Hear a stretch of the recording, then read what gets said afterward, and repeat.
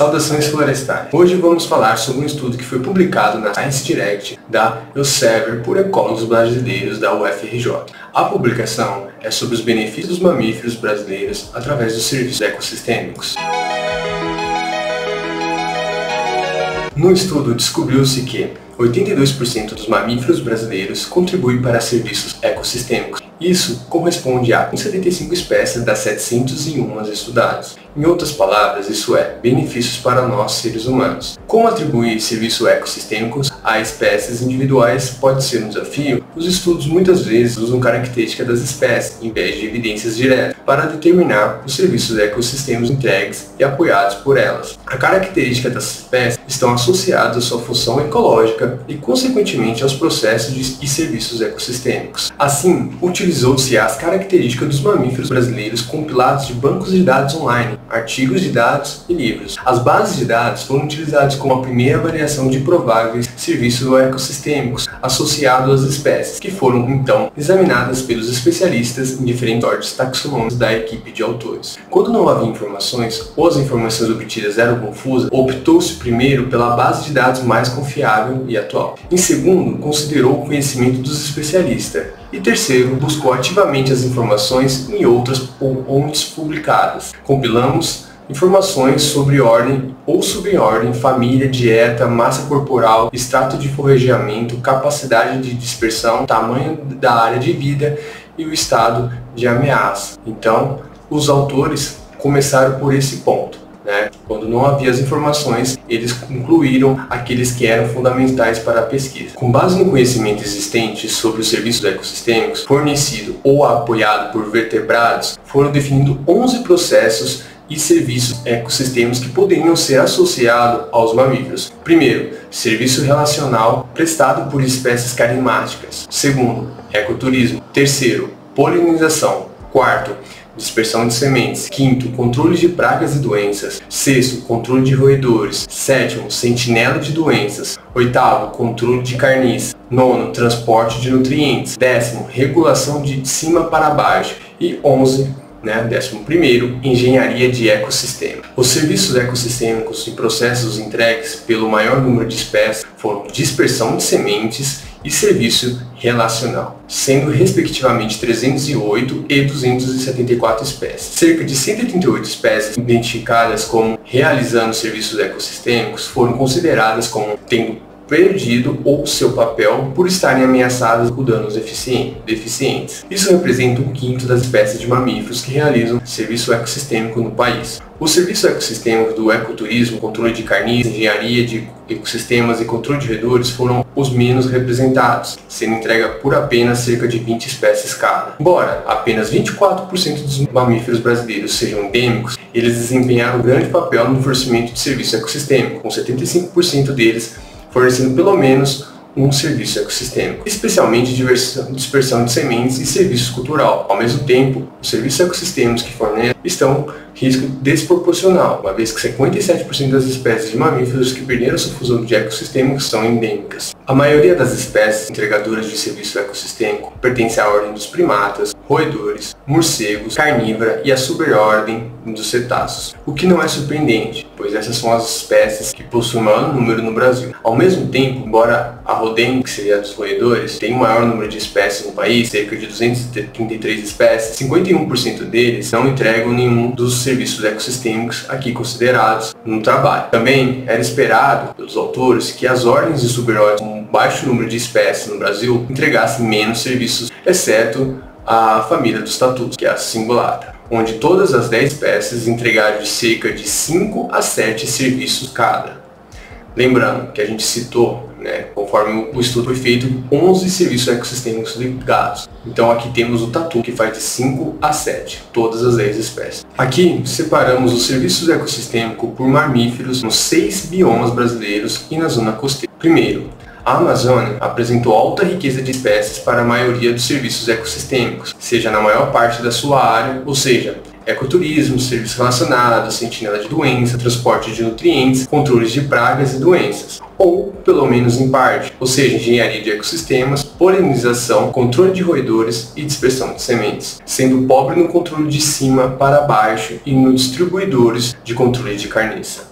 Já na Mata Atlântica, apesar de possuir uma riqueza de mamíferos muito elevada, houve menos entregadores de serviços ecossistêmicos. A Mata Atlântica foi particularmente importante para os serviços de polinização e alguma relevância para os serviços de sentinela de doenças, controle de pragas, doenças e controle de carnívoros. No Pantanal, era claramente um ponto importante para o ecoturismo, mas também para a sentinela de doenças, engenharia de ecossistemas e controle de roedores, especialmente no sul do Pantanal. O Cerrado era um importante hotspot para controle de roedores e sentinelas de doenças, mas também tinha alta riqueza em engenharia de ecossistemas e agentes de controle de pragas e doenças. A Caatinga apresentou alta riqueza apenas para sentinelas de doenças e transmissores de controle de pragas e doenças, como a maioria dos biomas terrestres. Já no Pampa, apresentou baixa riqueza de espécies para todos os serviços. Na Zona Econômica Exclusiva Brasileira, foi um importante ponto de acesso para a regulação de cima para baixo e o transporte de nutrientes. Embora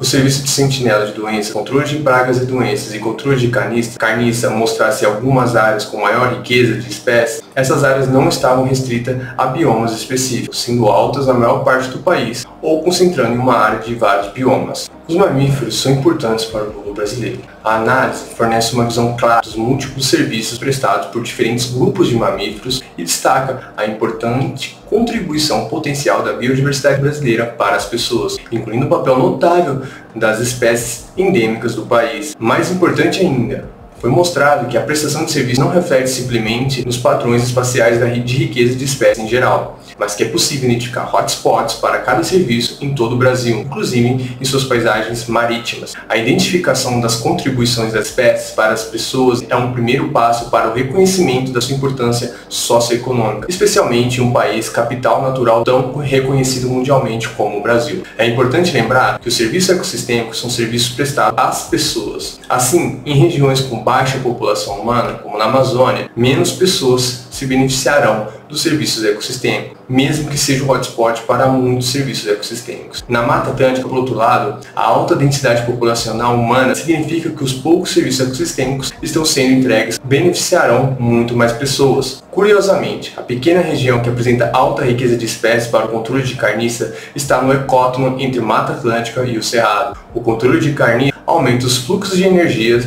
nas aldeias, nas cadeias alimentares, alimentando a propagação de doenças, remove as carcaças do campo e regula indiretamente as emissões de gases do efeito estufa. Finalmente, a Zona Econômica Exclusiva Brasileira, que inclui 25% das suas águas dentro das áreas protegidas, foi o bioma mais importante para o transporte de nutrientes, um serviço prestado por mamíferos aquáticos. Esse serviço é extremamente importante para a fertilização de ambientes naturais e antropizados, especialmente pela transferência de nutrientes de alta produtividade e para águas de baixa produtividade, que seria o oceano profundo. Espécies sentinelas. A maioria dos biomas apresenta alta riqueza de espécies sentinelas de doenças que realizam controle de pragas e doenças, indicando que são esses os serviços ecossistêmicos menos vulneráveis no Brasil. Muitos mamíferos funcionam como espécies sentinelas, pois participam de ciclos de doenças zoonóticas que afetam os humanos, sendo úteis na determinação da distribuição, abundância de patógenos e na compreensão da ecologia de doenças. Os mamíferos que funcionam melhor para a detecção precoce de epidemias são aqueles que interagem com a vida selvagem, humanos e animais domésticos ou pecuários. Portanto,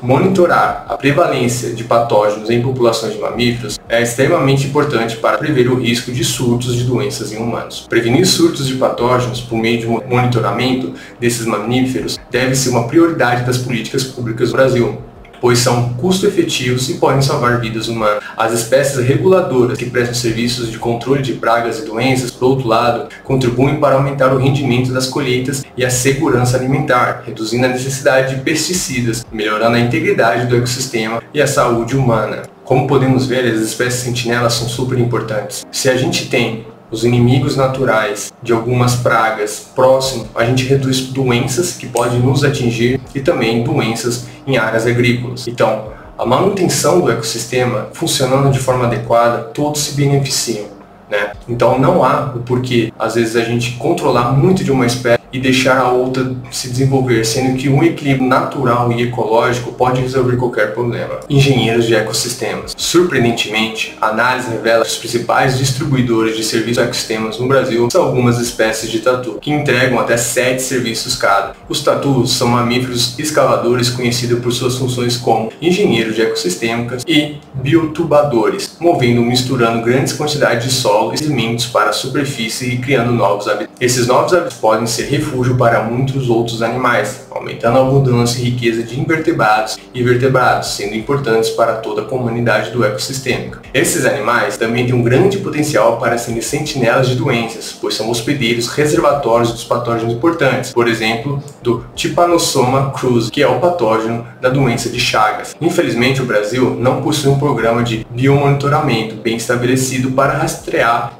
a prevalência dos patógenos em tatus. Além disso, os tatus são intensamente caçados no Brasil. No outro extremo, os lagomorfos, que são os coelhos, são o grupo de mamíferos que menos entregam serviços ecossistêmicos no Brasil. Há uma baixa diversidade de coelhos no Brasil, que eram consideradas espécies carismáticas e, portanto, prestadores de serviços relacionais. Há evidências de dispersão de sementes de alguns coelhos em outros países, mas não de espécies brasileiras. A baixa redundância, isto é, riqueza de espécies em serviços ecossistêmicos importantes, quer em todo o país, que era em parte dele, realça a necessidade de conservar as espécies individuais que os fornecem. Identificou-se serviços ecossistêmicos e processos importantes apoiados por muitas poucas espécies em todo o país, mostrando baixa redundância e, portanto, uma alta vulnerabilidade para a prestação, especialmente para serviços que estão quase exclusivamente associados a mamíferos, como a engenharia de ecossistemas. Engenharia de ecossistemas, eliminação de carniça e controle de roedores são serviços prestados por menos de 20 espécies no país. Claramente, alguns serviços ecossistêmicos que têm baixa redundância em mamíferos, como controle de roedores e eliminação de carniça, também podem ser entregues por outros vertebrados, como aves, por exemplo, aves de rapina, abutres, ou répteis, como cobras e também lagartos. Embora os mamíferos desempenhem um papel mais relevante, muitos roedores são conhecidos como reservatórios de patógenos humanos e,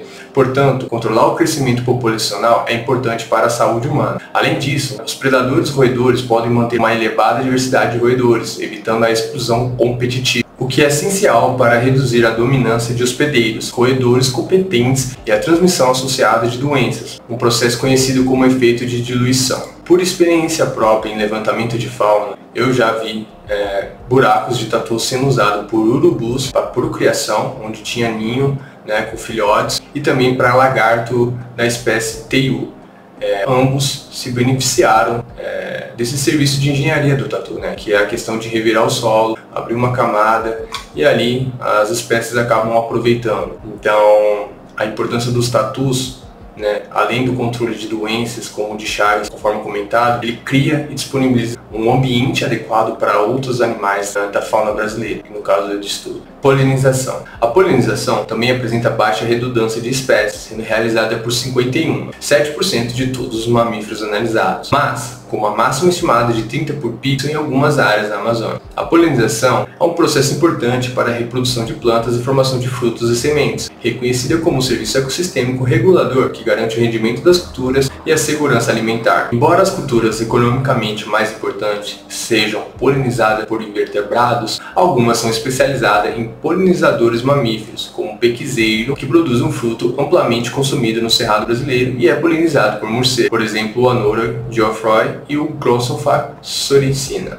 Assim, a vulnerabilidade desse serviço prestado pelos mamíferos poderia desencadear escassez de quantidade e qualidade. Vale ressaltar que aqui foi considerado os mapas de distribuição de IUCN para derivar a riqueza de espécies e seus serviços ecossistêmicos. No entanto, a abundância de espécies é um fator crucial para que uma espécie forneça efetivamente o serviço ecossistêmico. Se a densidade populacional for demasiado baixa, as espécies poderão contribuir apenas marginalmente, se o fizer, para o fornecimento de serviços ecossistêmicos. Por outro lado, grandes populações podem ter uma maior contribuição para o serviço ecossistêmico. Assim, a abundância de espécies pode ser mais importante do que a presença de espécies na entrega eficaz de serviço ecossistêmico. No entanto, foi utilizado a riqueza de espécies como proxy para os serviços ecossistêmicos fornecidos pelas espécies de mamíferos. Portanto, Mesmo que uma espécie seja localmente rara, se a riqueza das espécies que prestam esse serviço for elevada, podemos assumir que o serviço ecossistêmico está a ser prestado, apesar de não termos informações sobre a abundância das espécies. É importante considerar que os serviços ecossistêmicos entregues por essas espécies à escala local é regional e deve ser considerado nas políticas de conservação. Por exemplo, no estudo, ajuda a identificar os beneficiários dos serviços oferecidos por essas espécies e alertar para a necessidade de conservação dessas espécies.